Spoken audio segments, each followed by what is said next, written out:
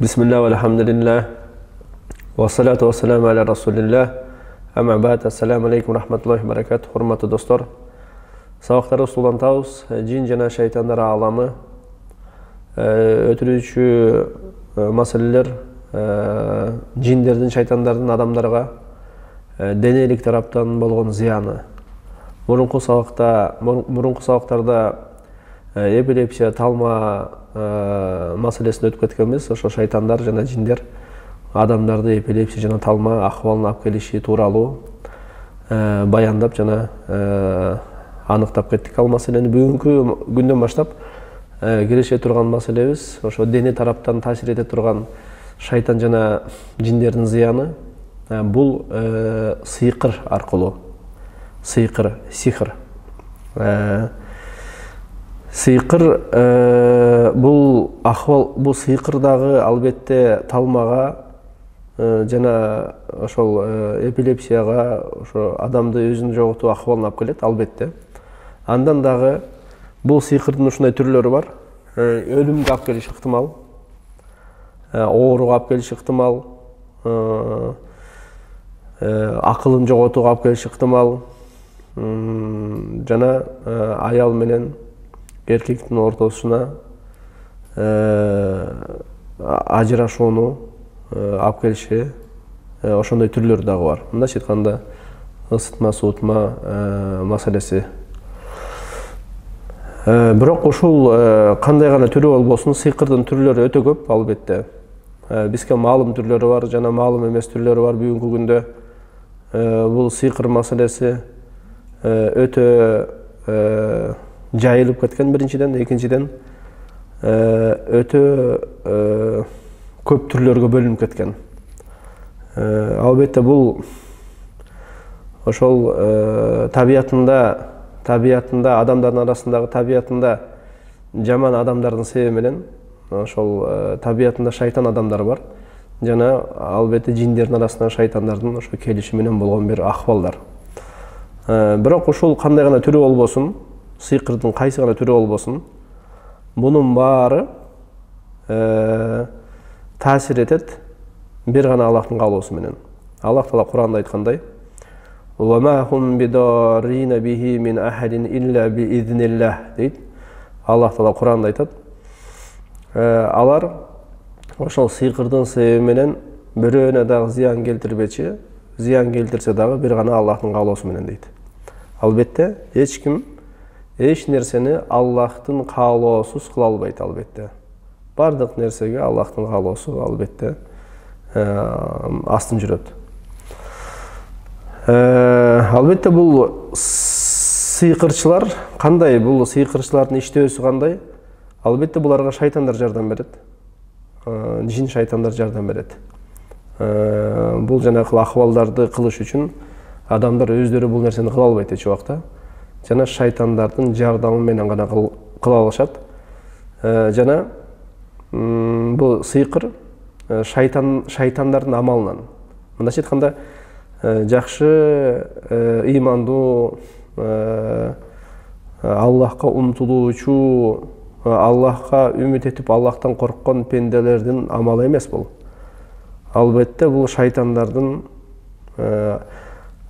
жин жана адамдардын арасында шайтандардын эң чоң бир амалдарынан.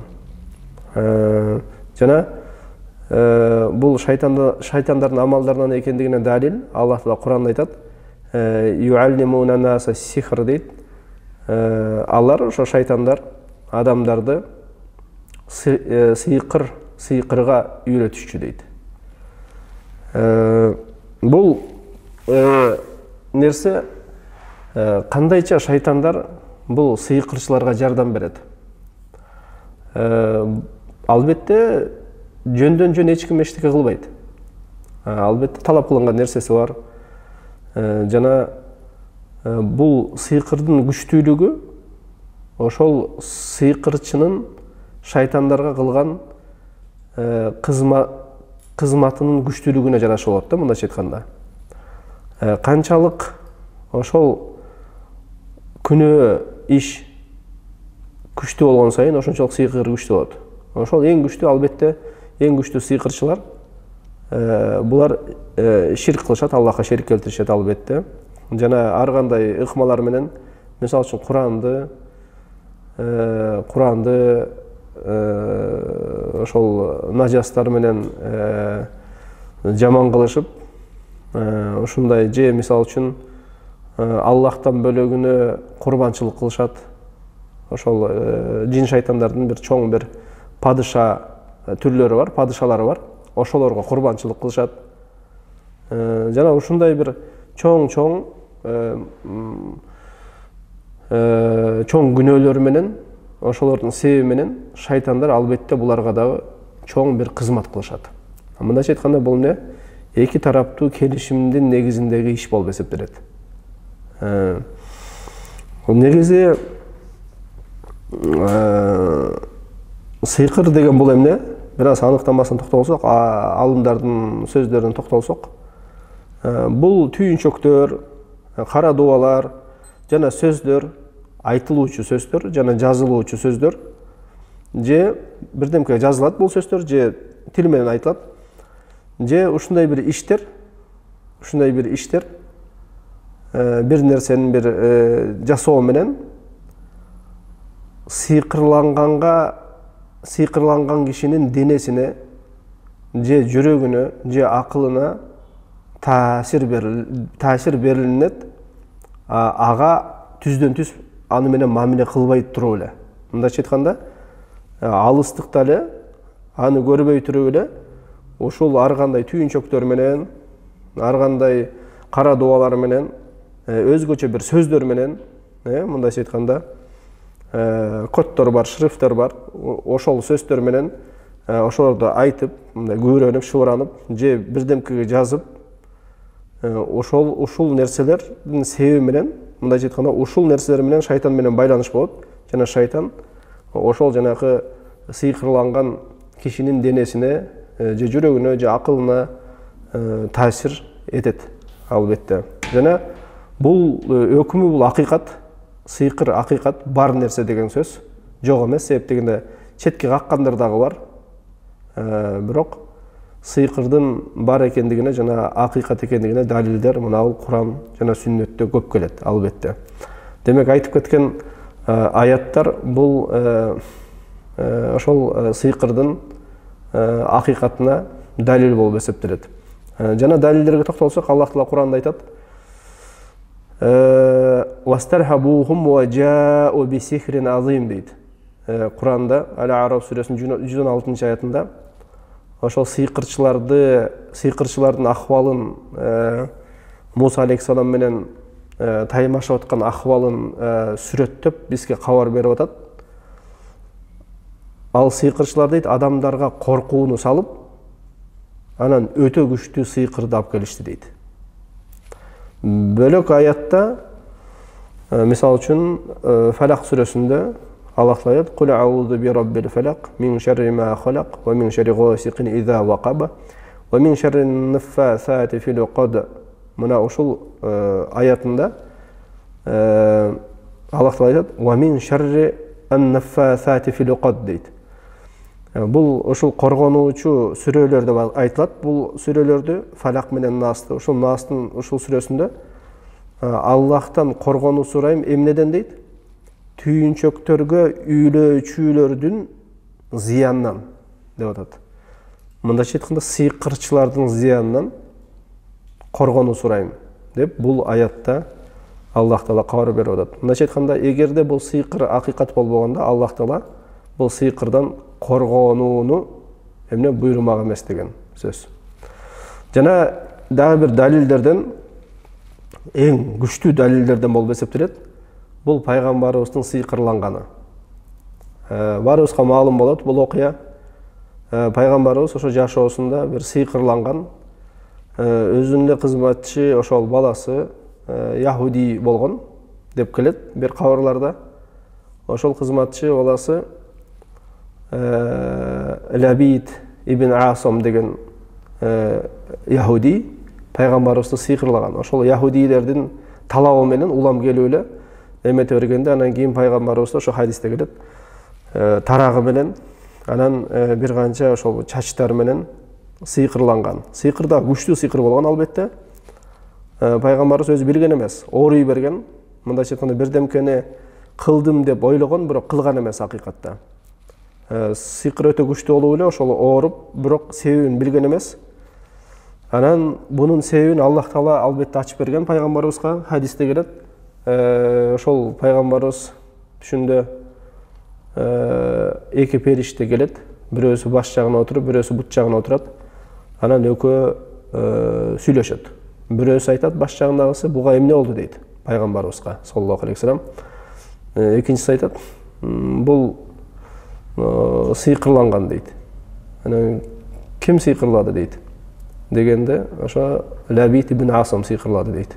Эмненин негизинде дегенде ошол тарагы жана ошол чачы ошолор менен сыйкырлады дейт. Сыйкыр каякта дейт. Дегенде кудукта дейт. Зарван деген кудук болот, ошол жакка сыйкырлап, ошол сыйкырлаган нерселерди катып койгон дейт. Анан пайгамбарыбыз эртең туруп эле Айша энебизге кабар берет. Айша энебизди сүйүндүрүп, бул жакшы бир адептерден болот. Жакшы нерсени жакшы көргөн кишиңе айтып, аны да сүйүндүрүп, жакшы нерсе да бул. Жакшы кабарды жакшы көргөн кишиңе айтуу. Анан пайгамбарыбыз ошол нерсени айтып туруп, анан ошол кудукка барат сахабалар менен, ошол нерселердин баарын чыгарат. Акыйкатта ошол пайгамбарыбыздын ошол тарагы болот. Анан ошол жерде ошол сыйкыр күчтүү кылган себеби кабарларда келет. Түйүнчөктөр 11 түйүнчөктү сыйкырлаган деп келет. Жана ошол нерсенин баардыгына ошол түйүндөр ийнелерге сайылган деп келет. Анан ошондо ошол Фалак жана Нас сүрөсү ошондо түшкөн деп келет. Ошондо Жибрил алейхиссалам алып келип, ар бир эмени окутканда кул аузу би раббил, мисалы үчүн кул аузу би раббил фалак дегенде бир түйүнчөк чечилчи дейт. Анан ар бир ошол жанакы ийнени сууруганда пайгамбарыбыз катуу ооруну сезип, анан жеңилдечи дейт улам. Ошентип ар бир аятты окуп, жанакы ар бир түйүндү чечип, ошол сыйкырды жандырган, мындайча айтканда. Демек, бул маселе өтө чоң маселе. Балким бир канча сабакка токтолобуз акырындык менен. Демек, бүгүнкү сабагыбыз ошол сыйкыр тууралуу кээ бир Куран жана сүннөттөн келген далилдерге токтодук. Ошону менен токтоп турабыз. Адаттагы бүгүнкү айтылуучу дуабыз, үйрөнүүчү дуабыз. Дубалар айтканбыз кайгы, капа жана кыжалат маселесинде болуп аткан. Бүгүнкү дагы дуабыз ушул маселеде болот. Ибн Хиббан риваят кылган хадисте Айша энебизден Айша энебиз айтат, пайгамбарыбыз күндөрдүн биринде бүт үй бүлөсүн чогулту дейт, чогултуп мынтип айтты дейт. Эгер силердин кимиңерге кайгы, капа, кыжалат жете турган болсо, кимиңер мындайча кайгырган болсоңор, кыжалат болгон болсоңор, капаланган болсоңор, мына бул дуаны айткыла деп айтты дейт. Аллаху Рамби ла ушрику бихи шейа. Аллах, Роббум, мен сага кыпындай нерсени дагы шерик келтирбейм деп. Дагы деле болсо басым кылабыз. Бул кайгы, капа жана кыжалаттан чыгуучу бир гана дары бар экен. Канча сабактардан бери өтүп атабыз. Бул Аллахты Аллахтын жаңгыздыгын, улуктугун жүрөккө отургузуп, жана ар бир ага шерик келтирүүдөн аны арылтуу. Ар бир ага шерик келтирүүдөн алыс болуу. Ушул нерсенин себеби менен Аллах Таала жүрөккө тынчтык берет. Жана кайгы, капа, кыжалаттан алыс кылат. Аллах Таала баарыбызды сыйкырчылардан жана сыйкырчылардын сыйкырынан сактасын. Баарыбызды иманда бекем кылып, кайгы, капа, кыжалаттан арылтсын. Субханака Аллахумма ва бихамдика ашхаду алла илаха илля анта астагфирука ва атубу илейк. Жолукканча сак саламат болуңуздар. Ассаламу алейкум ва рахматуллахи ва баракатуху.